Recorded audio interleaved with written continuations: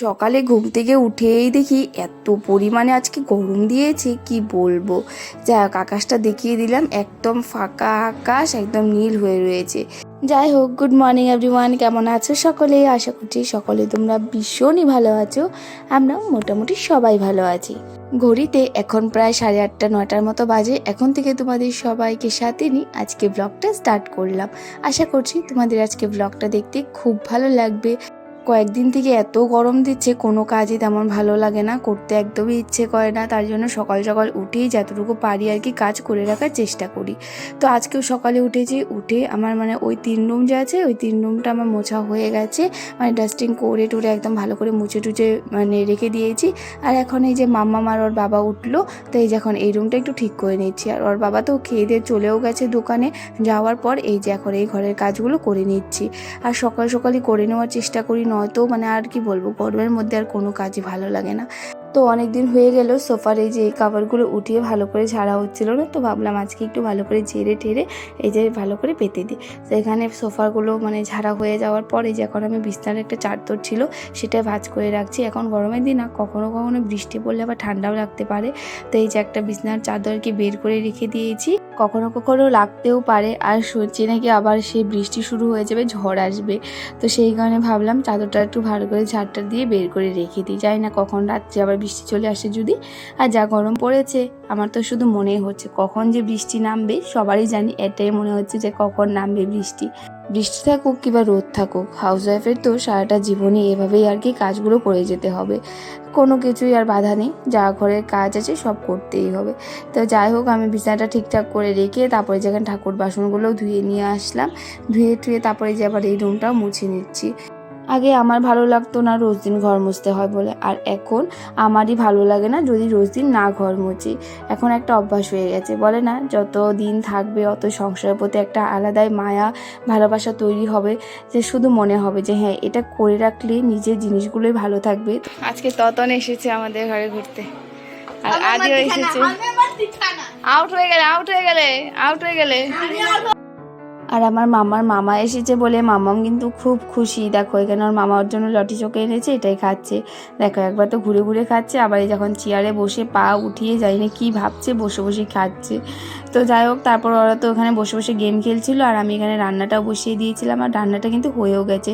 তো বানিয়েছি হলো মুগের ডাল, আজকে তো শনিবার, নিরামিষই হবে ঘরে। আর বানিয়েছি শাক, পটল ভাজি, গাজর আলু ভাজি, আর এখানে বানিয়েছি হলো চাটনি।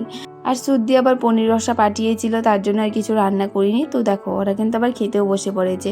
আর এখানে আমার মাম্মাম ঘুমিয়ে পড়েছে। আজকে ওকে খাওয়ানোর পরই ও ওর দাদুর কাছে এসে বলছে আমি ঘুমাবো। আর তারপর বিকেলবেলা ঘুম থেকে উঠে ঘর টর ঝাড়টা দিয়ে তারপরে এই যে দেখো চলে এসেছে রান্নাঘরে। আর এখানে এসে তো আমি এত পরিমাণে ঘামছি কি বলবো। আর বলছি না, এত পরিমাণে গরম দিয়েছে, এত গরমে কিছু করতে ইচ্ছে করে না। কিন্তু আবার দেখো মামির কাছে আবার ভাগ্নে এলো, আবদার করেছে, আর ভাইও আবদার করেছে যে ও নাকি আজকে ম্যাগি খাবে। তো ভাবলাম ঠিক আছে, ওদের যদি আবদার, তো বানিয়ে দিই। ওরা বলছে যে ম্যাগি খাবোই। এত গরমের প্রথমে তো না করেছিলাম, পরে বলছে না প্লিজ মামি বানিয়ে দাও। তো ভাবলাম ঠিক আছে তাহলে বানিয়ে দিই। আর আজকে নিরামিষ বলে পেঁয়াজ দিইনি, আজকে শুধু গাজর আর আলু দিয়ে বানাচ্ছি। তো আলুটাকে ভালো করে পোলে তারপরে যে ভেজে নিয়ে তারপর যে ম্যাগিটা দিয়ে দিলাম, আর তারপর ম্যাগি মশলাটা দিয়ে তারপর একটু সস দিয়ে দিয়েছিলাম। তো এইভাবে আর কি আজকে ম্যাগিটা বানিয়েছি। আমার না স্যুপ ম্যাগি ভালো লাগে না, এইভাবেই খেতে ম্যাগি ভালো লাগে। তো আজকে তার জন্য এইভাবেই বানালাম, আমিও একটু খাবো বলে। আরে দেখো মামাম এখানে কখন থেকে দাঁড়িয়ে আছে, ম্যাগি খাবে। মামাম কি খাবে বলো? ম্যাগি খাবে। আর একটু হবে তারপরে দিয়ে দেবো। হ্যাঁ দেখো ম্যাগি একদম রেডি। তো এই যে 3 প্লেট, এটা হলো আমার মাম্মামের, আর এটা আদি, আর একটা ততনের। আর ওই দেখো এখানে মাম্মাম কখন থেকে দাঁড়িয়ে আছে, বলছে ম্যাগি খাবে। আসো, ম্যাগি হয়ে গেছে। চলো এখন ওকে এই বাটিটাকে দিয়ে আসি। চলো ওই ঘরে চলো, আমি দিয়ে আসিব। চামচ না ওখান থেকে, হ্যাঁ বের করো।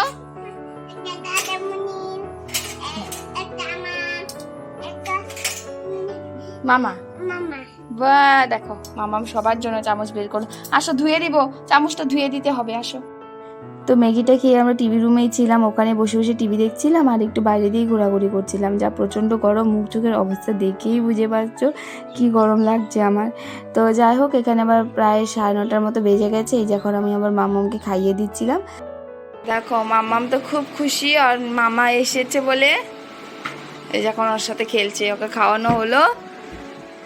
এই আর এই যে মামাই দেখো এখানে ঘুমিয়ে আছে। এত গরমের মধ্যে গায়ে একদম কিছু রাখিনি। কেমন গরম বল? হ্যাঁ গরমের জন্য সব ভুলে গেছে ও। আর এই যে মামাও এখানে খেলছে। আমি এই যে রান্নাঘরে বানাচ্ছি হলো এই যে কচুর বড়া করছি। এই দেখো এখানে হয়েও গেছে কয়েকটা, এখন আরো আছে, একটু ভেজে নেব। আর রাত্রে আবার সবাই খাওয়া দাওয়া করে বাইরেই বসে যাচ্ছিলাম, বসে হাওয়া খাচ্ছিলাম। আর এখানে মামাও ঘোরাঘুরি করছিল। মামার চোখে তো একদমই ঘুম নেই দেখো।